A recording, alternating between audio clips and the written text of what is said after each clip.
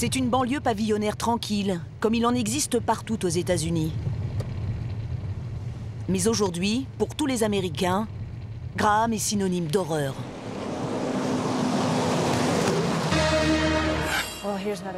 L'incendie de cette petite maison occupe la une du journal télévisé du 5 février dernier.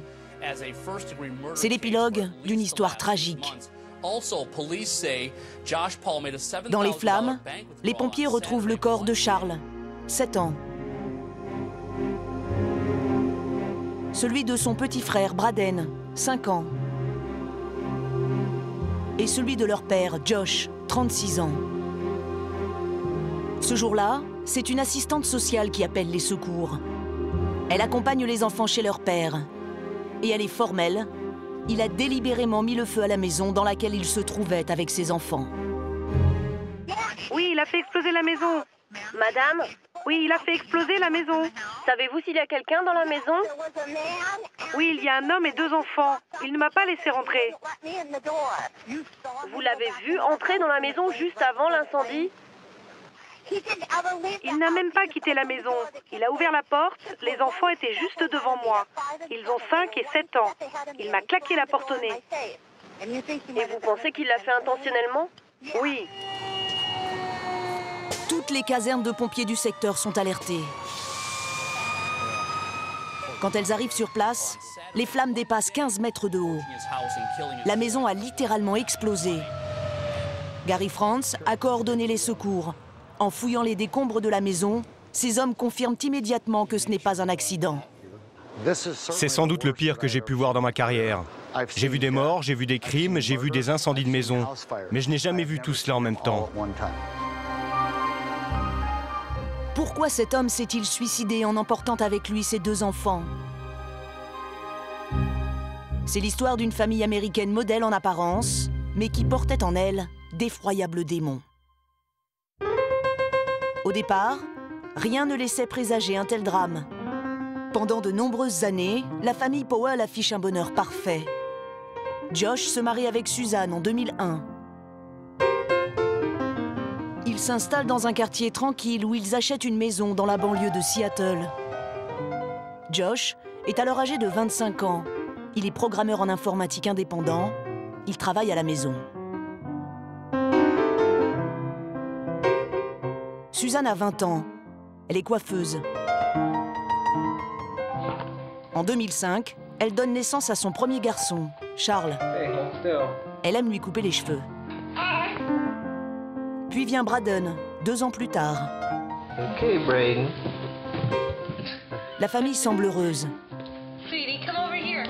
Mais derrière ces images de sérénité se cache une réalité bien plus sombre. C'est la maison du père de Suzanne. Il habite à quelques kilomètres du couple. Suzanne lui rend souvent visite et elle lui révèle qu'elle n'est pas heureuse. Son mari la tyrannise. C'était leur maison. Les stores étaient toujours descendus. Les portes et les fenêtres étaient toujours fermées. Elle n'avait pas le droit de conduire avec les enfants dans la voiture. Elle n'avait pas le droit de se servir d'Internet. Elle n'avait le droit de rien faire. Elle était prisonnière dans sa propre maison. Quelques mois plus tard, Suzanne va disparaître. La famille a déménagé à 1300 km de là, près de Salt Lake City, dans l'Utah. Et les circonstances de sa disparition sont pour le moins étranges. La seule version dont on dispose, c'est celle de Josh, et elle n'est pas très crédible. Il raconte qu'à 23h30 ce soir de décembre, il a décidé de partir camper à l'improviste dans le désert avec ses 2 enfants, âgés de 2 et 4 ans. À son retour, Suzanne n'est pas là. Il se contente de dire à ses fils que leur mère est partie, sans aucune autre explication.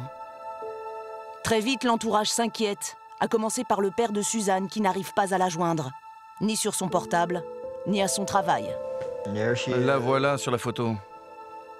Avec une des sœurs de Suzanne, il décide de téléphoner à Josh. Où est Suzanne? Il hésite et dit « Je ne sais pas », puis il dit « Elle est au travail ». Et sa sœur lui répond « Elle n'est pas au travail ». On a appelé à son travail et elle n'y est pas.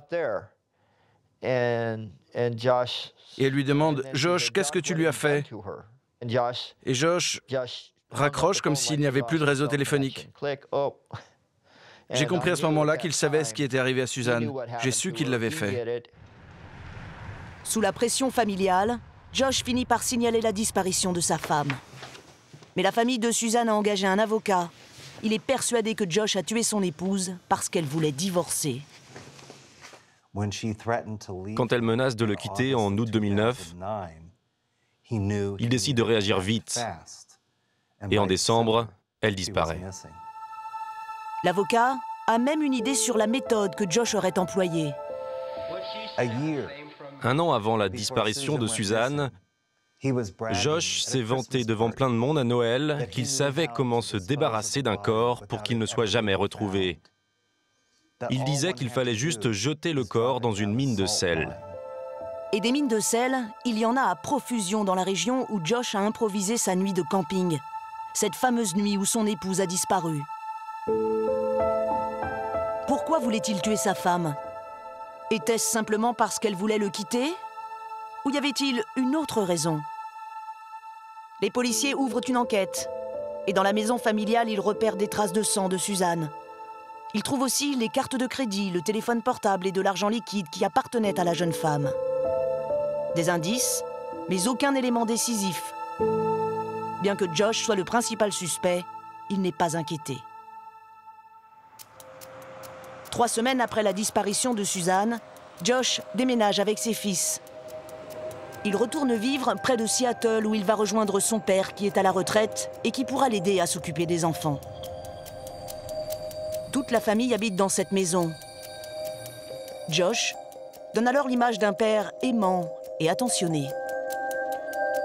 Il est tellement sûr d'avoir échappé définitivement à la justice qu'il accorde même des interviews à la télévision. Josh se défend d'avoir fait disparaître Suzanne. Avez-vous une quelconque responsabilité dans la disparition de votre femme? Non, Aucune.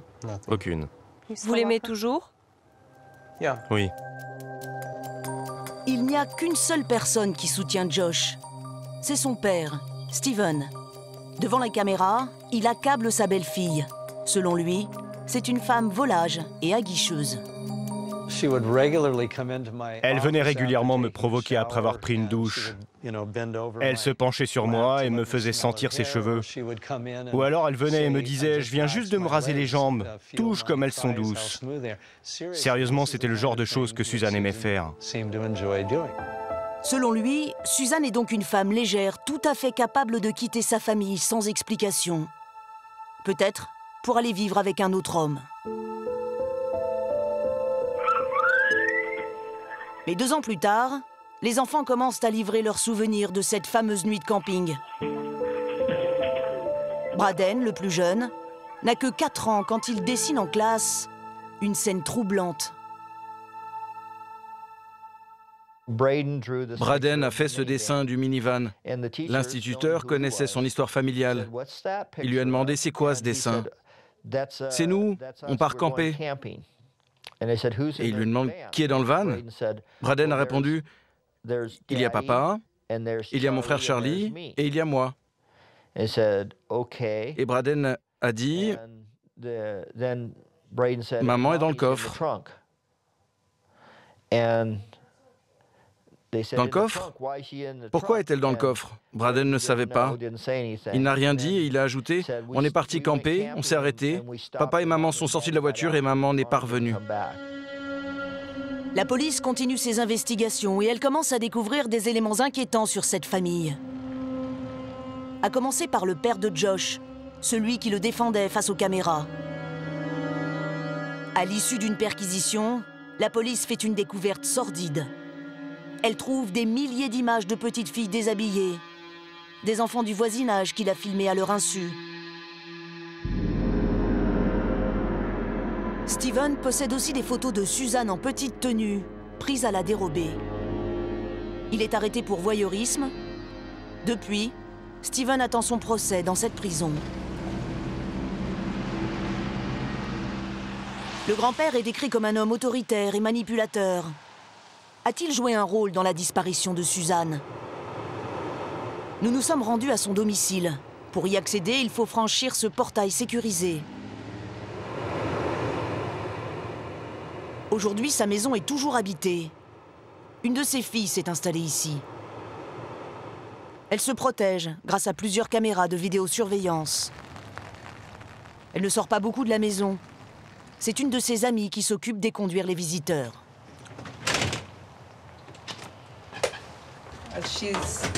Elle n'est pas prête à vous parler pour l'instant.